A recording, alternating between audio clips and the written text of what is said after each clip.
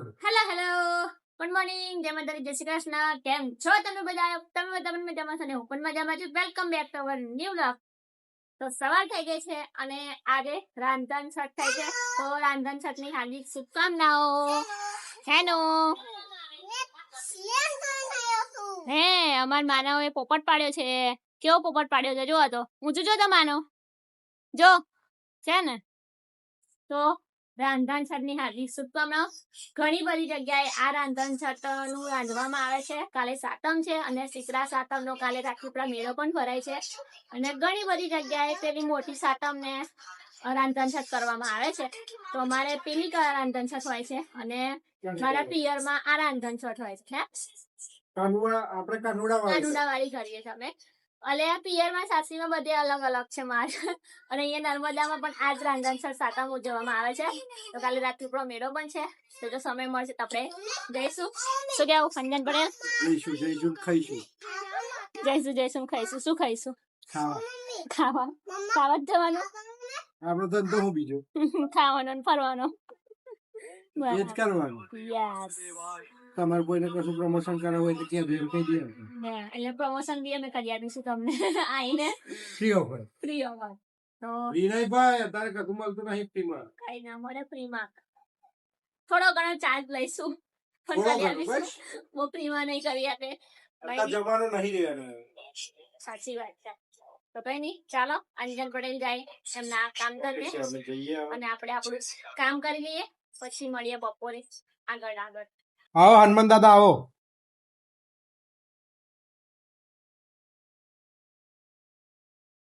કેમ કેમ આવું છું તું જાઓ આવો કઈ ગયા હનુમાન દાદા મારા હનુમાનજી હનુમાનજી આ બાજુ આવો બપોરે તો બધું કામ હતું ઘણું બધું એટલે મળ્યા નતા સીધા મળ્યા છે આપણે રાત્રે કેટલા વાગે 9 વાગે તો જો બટાકાનો માવો છે ડુંગળી છે ખજૂર આમલીની ચટણી છે ધાણા પુદીનાની ચટણી છે અને બધી ચટણી મિક્સ કરી છે અને અહીંયા જોઈ શકો છો શું બનાવી રહ્યા છે અંજન પટેલ ઘરની ઉપર ઘર જે ઇન્દોરનું કઈક ફેમસ છે એવું અમે કઈક બરાબર મસ્ત ખાવાનું છે જો આપણી પાસે મશીન ઘણા સમયથી છે ખૂણામાં પડી રહેલું એવું પડી રહ્યું હતું તે બૂમો પાડતું હતું એમ કે અંજન પટેલ તો ફાઇનલી આજે આનો ઉપયોગ કર્યો અને ખાવા તમારે વડા પાવ પણ અફસોસ કે અમને પાવ ના મળી અહીંયા એટલે અમે બ્રેડ લઈ આવીને આપણે સેન્ડવિચ બનાવીએ છીએ ચાલો બની જાય પછી ખાઈને બતાવીએ તમને તમારે બધાનો જીવ વાળીએ આજે તો બાળીએ બરાબર ચાલો અહીંયા મસ્ત આપણી સેન્ડવિચ થઈ ગઈ છે રેડી અને આપણે ખાવાનું કામ કરીએ છીએ ગરમ ગરમ ખાવાય છે ને ગરમ ગરમ બનાવાય છે બરાબર આટલી મસ્ત બની છે ને સેન્ડવિચ એની કોઈ હદ નહીં અને એમાં પાછી હોટ શું કહેવાય તીખી એકદમ તીખી બની છે હોટ એન્ડ સ્પાઈસી બની છે એનું કારણ શું ખબર અંજન પટેલ ગયા છે એનું કારણ કેચઅપ છે કેચઅપ કેમ કેચઅપ નું નવું મોડેલ લોન્ચ થયું બતાવું તમને જો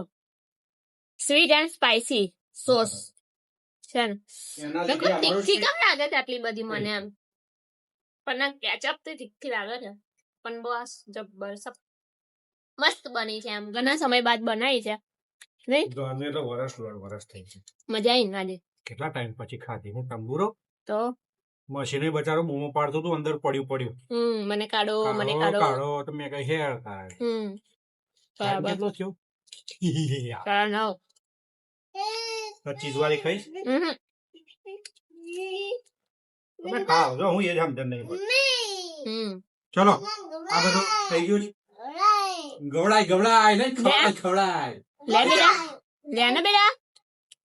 લે આપા કેવી લાગે મસ્ત લાગે ને ચાલો તો આપણે ખાઈ લઈએ હવે અંજન બને હો આટલી બની છે 8-10 તો થઈ ગઈ હવે 5 ખાઈ લઈએ 7-8 ખાવી હશે તો ફરીથી બનાવીશું આ તો વાંધો ના આવે આ તો થઈ જાય જમી લો હવે કાટકાટના વિડીયો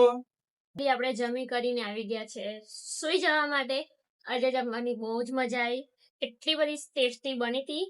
પણ છે ખવાણી નહીં. કેમ ખબર નહીં, કેમ ખવાણી નહીં ખબર નહીં, પણ જ્યારે સારું જમવાનું બને ત્યારે મારાથી ખવાતું જ નહીં. તમારા બધા સાથે આવું થાય છે?